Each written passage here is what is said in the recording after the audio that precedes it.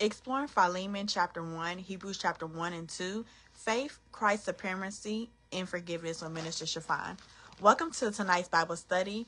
We're diving into Philemon chapter 1, Hebrews chapter 1 and 2. These passages reveal powerful truths about forgiveness and supremacy of Christ and our faith in Him. We'll explore how Christ is above all, the need for reconciliation, and what it means to live by faith. Let's discover how we can reflect the love and power of Christ in our relationships and daily walk. Let's make this interactive. I want to hear from you as we go through these chapters. Feel free to drop your thoughts, questions, or insights in the comments. Let's engage in the meaningful way. We can discuss and we can see what God wants to teach us together tonight.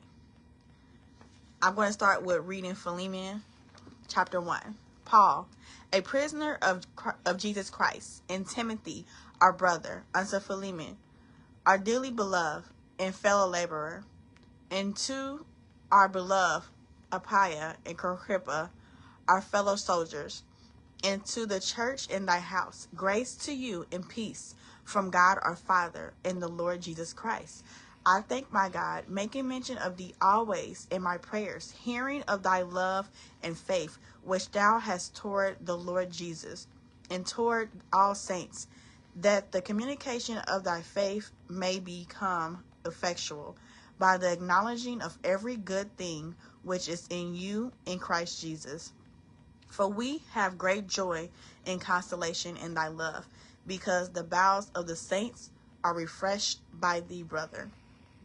Wherefore, though I might be much bold in Christ to enjoy thee, that which is convenient, yet for love's sake I rather beseech thee, being such an one as Paul the aged, and now also the prisoner of Jesus Christ, I beseech thee for my son Onesimus, whom I have begotten in my bonds, which in time past was to thee unprofitable, but now profitable to thee and to me, whom I have set again. Thou therefore receive him, that is my own bowels, whom I would have retained with me, that in thy stead he might have ministered unto me in the bonds of the gospel. But without thy mind would I do nothing, that thy benefit should not be as it were of necessity, but willingly. For perhaps he therefore departed for a season, that thou shouldest receive him forever, not now as a servant, but above a servant, a brother beloved, especially to me. But how much more unto thee, both in the flesh and in the Lord? If thou count me therefore a partner, receive him as thyself. If he have wronged thee or owed thee aught, put that on my account. I, Paul, have written it with my own hand. I will repay it. Albeit, I do not say to thee how thou owest unto me, even thy own self besides. Ye brother, let me have joy of thee in the Lord. Refresh my bowels in the Lord. Having confidence in thy obedience, I wrote unto thee, knowing that thou wilt also do more than I say.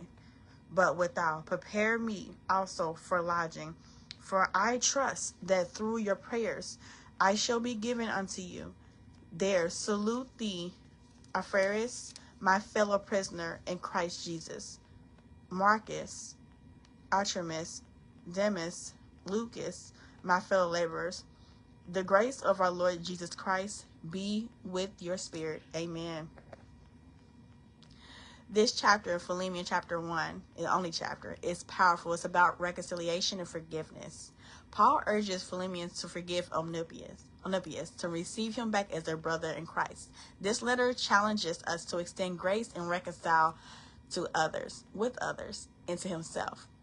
We'll reflect on how we can embrace forgiveness and the unity in relationships. So I have a question. Who is God calling you to forgive or reconcile? How does embracing forgiveness reflect the heart of Jesus? Take a moment to really think about that. Some of us don't have to take a moment, but can really think about who we need to forgive. I'll let you sit with that. And as you have any thoughts or any comments that come to mind, please feel free to share them. And I'll go ahead and read the first chapter of Hebrews. We're in Hebrews now, Hebrews chapter 1.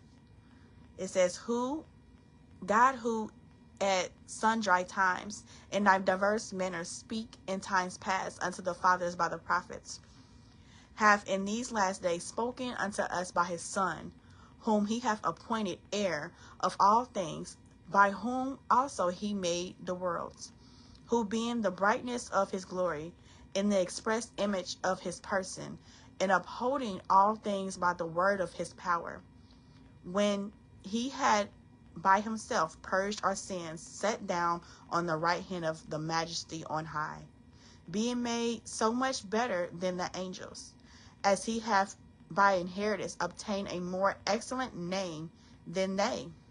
For unto which of the angels said he at any time, Thou art my son, this day have I begotten thee? And again, I will be with him a father, and he shall be to me a son. And again, when he bringeth in the first begotten unto the world, he saith, And let all the angels of God worship him. And the angels he said, and of the angels he said, Who maketh his angels spirits, and his ministers a flame of fire? But unto the Son he saith, Thy throne, O God, is forever and ever. A scepter of righteousness is the scepter of thy kingdom. Thou hast loved righteousness and hated iniquity. Therefore God, even thy God, have anointed thee with the oil of gladness above thy fellows. And thou, Lord, in the beginning hast laid the foundation of the earth, and the heavens are the works of thy hands. They shall perish, but thou remainest, and they shall all wax old, as doeth a garment. And as a vesture shalt thou fold them up, and they shall be changed. But thou art the same, and thy years shall not fail. But to which of the angels said he at any time, Sit on my right hand until I make thy enemies thy footstool? Are they not all ministering spirits, sent forth to minister for them who shall be heirs of salvation? Y'all hear that? Y'all hear that? We're heirs of salvation, and the angels, they're ministering spirits. Oh my goodness. Oh my goodness. Hebrews chapter 1 is talking about Christ's supremacy over all things. In Hebrews 1, we see the majesty of Christ as the Son of God, superior to angels in all created things. This passage encourages us to elevate Christ above all of everything, his eternity, and to really just let him be supreme in our own lives. I have a question. How can you elevate Christ's supremacy in your own life? Thank you for coming in as well. What does it look like to put him first in all things? Let me know in the comments. I truly appreciate those that are commenting and chiming in. I'm going to read the last chapter of the night. We're in the book of Hebrews. We just started Hebrews chapter 1. We're going to finish out with Hebrews chapter 2. Feel free to share any insights. Even go back and listen to what was shared already. We read Philemon, which is one chapter, one book. So we finished that book already, and we're finishing out Hebrews chapter 2. I'll end with chapter 2. Therefore, we ought to give the more earnest heed to the things which we have heard, lest at any time we should let them slip. For if the word spoken by angels was steadfast, and every transgression and disobedience received a just recompense of reward, how shall we escape if we neglect so great salvation, which at the first began to be spoken by the Lord, and was confirmed unto us by them that heard him? God also bearing them witness, both with signs and wonders, and with divers miracles, and gifts of the Holy Ghost, according to his own will. For unto the angels have he not put in subjection the world to come, whereof we speak, but one in a certain place, testifying, saying, What is man that thou art mindful of him? Or the Son of Man that thou visitest him? Thou made him a little lower than the angels. Thou crownedst him with the glory and honor, and didst set him over the works of thy hands. Thou hast put all things in subjection under his feet. For in that he put all in subjection under him, he left nothing. Y'all hear that? He left nothing that is not put under him. But now we see not yet all things put under him, but we see Jesus, who was made a little lower than the angels for the suffering of death, crowned with glory and honor, that he, by the grace of God, should taste death for every man. Thank you for joining in. I'm reading Hebrews chapter 2. I'm at verse 10. For he became for whom are all things, and by whom are all things, and bringing many sons unto glory, to the captain of their salvation, perfect through sufferings. For both he that sanctified and they who are sanctified, all are of one. For which cause he is not ashamed to call them brethren, saying, I will declare thy name unto my brethren. In the midst of the church will I sing praise unto thee. And again, I will put my trust in him. And again, behold, I in the children which God hath given me.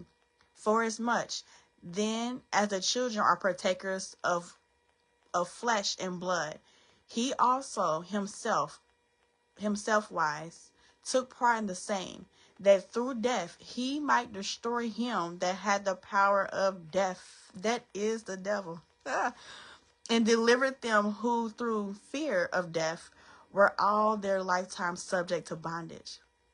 For verily he took not on him the nature of angels, but he took on him the seed of Abraham.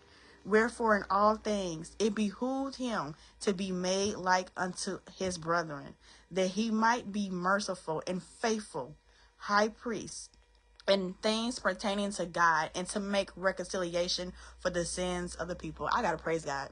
He didn't want to become an angel. He did not.